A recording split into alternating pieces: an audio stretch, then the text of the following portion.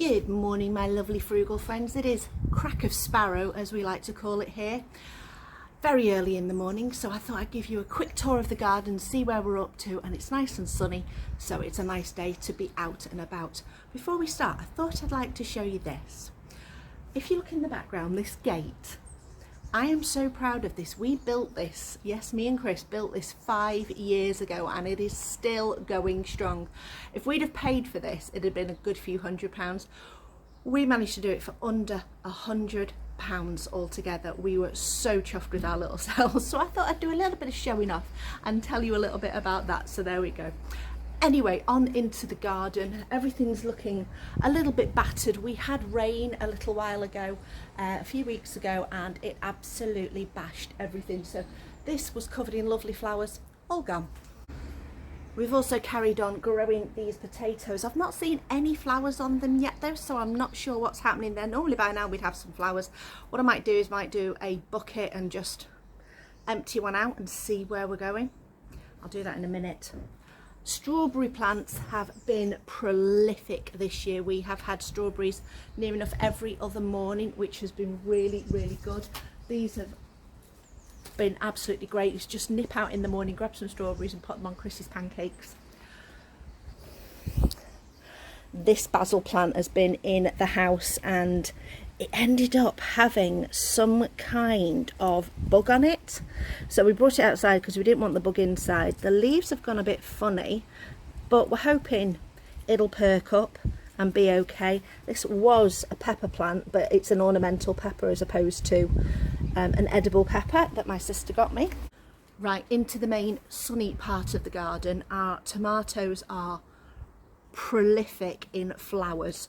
We're not quite ready for fruit yet, but we've got loads and loads of flowers. This is our San Marzano section. All these are San Marzano tomatoes, which are meant to be really one of the best kinds of tomatoes you can get. We've had varying success with them, as you can see. Some of them are absolutely bountiful and some of them are looking a little bit sad. Now what I've done is I have made a mixture that I'm going to try out on these tomatoes, because we've got some over here that are looking a little bit not so great. And I found a thing online, I think it was Becoming a Farm Girl, said that she does a thing where she gets banana skins, dries out the banana skins in her dehydrator, and then we'll use them, grind them up, use them as a powder and put them in her plants. So we're going to give that a go. Right, I'm over in the shade now because that sun was a bit blinding. Black currants, I'll just turn the camera around so you can see. Black currants over there are doing really, really well. That's going to get cut right back at the end of this year to stimulate some new growth. But we should be able to get loads of black currants off there. What I started to do was collect the ripe ones, put them in a bag, put them in the freezer so that we're continuously collecting and freezing. The raspberry over there has just gone mental and it has completely demolished the stand that it was on, so we're going to have to sort that out, possibly cut it back and see how we do. This tree is crazy. This we rescued from my mother-in-law's garden. It was in a pot. It was about 2 foot tall. It was a Christmas tree she'd had in the house, and it has gone mad. What we're going to do there is we're just going to chop those branches at the bottom just so they don't spread out too much. And I'm afraid we're going to have to nip it off, possibly about there, because it's just getting that little bit too tall. Blackberries at the back are doing quite nicely. We have got loads of berries potential on there, which is really good because that's a free resource that we love to have. The rhubarb, I chopped this right back. I pulled all the leaves out that were looking really sad, and it has just come back to life again, and we are getting some good, nice, thick stalks back in there, which is brilliant. I'm going to take some of those to my friends at painting class today. Blueberries, so close. So close. I just don't hope that before I get to it the birds don't end up nicking them all. I don't mind sharing my produce, but you know, fair's fair. I've grown it. I need to be able to have some of the resource. Down here we've got gooseberries. I'm hoping that within the next few days I'm going to pick most of these and get a good at least £3 worth of gooseberries, because I'm going to attempt to make some gooseberry curd. Now I've seen lemon curd, I've seen lime curd, but I have looked online and it is possible to do gooseberry curd. The way that you do that is you have to get about £3 of gooseberries, cook them right down and make a puree. So by the time they're cooked down and all the juice has been strained from them and everything, you've got about £2 worth of puree left. And then that's going to go to £1 of sugar and then all the other ingredients. So I'm going to give that a go. I will video it and hopefully it'll turn out okay. Apple tree is doing really well. It's mostly, if you look inside, that we're getting all these lovely apples. But I'm a bit sad because the cherry tree has just not done much this year. I'm looking, oh, I can see 1, 2, 2, 3, 4, about 4 cherries so far. Oh well. And it was absolutely covered. It was smothered in flowers earlier this year, and I was hoping, I was like, oh yeah, we're gonna get a great big crop. No. Oh well. In our other plants, I need to trim this again. This got battered by the rain earlier this last month. Rosemary, we've done a massive chop back on that because it has just gone absolutely horrendous. Now if you remember this section here, if you've watched my previous garden videos, I have got some ideas for that. What I'm thinking is, if we get some artificial grass, now I know artificial grass is not the most environmentally friendly thing, but I'm hoping to get some second-hand artificial grass.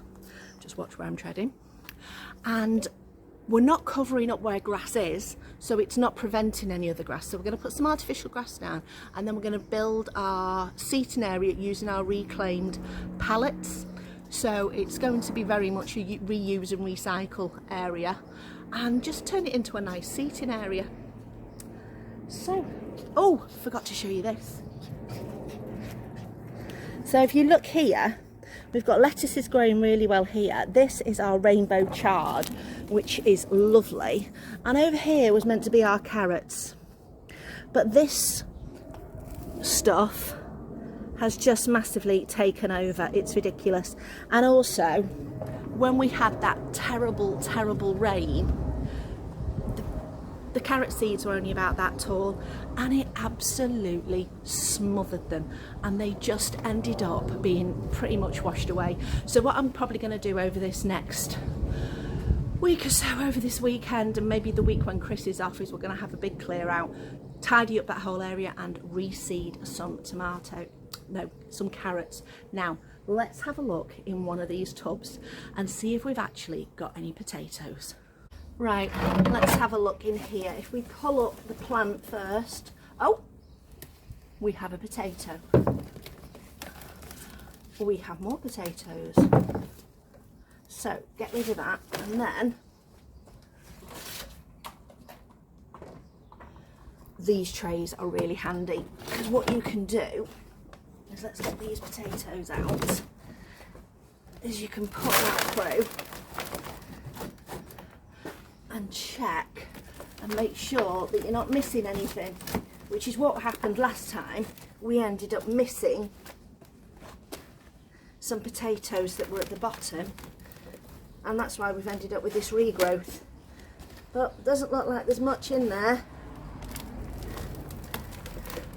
Let's go right down to the bottom.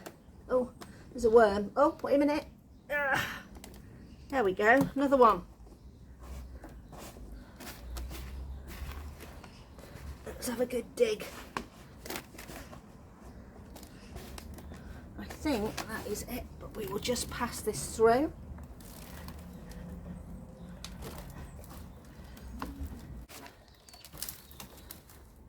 So all the way through, 3 potatoes, better than nothing. It's not like we planted it in the first place.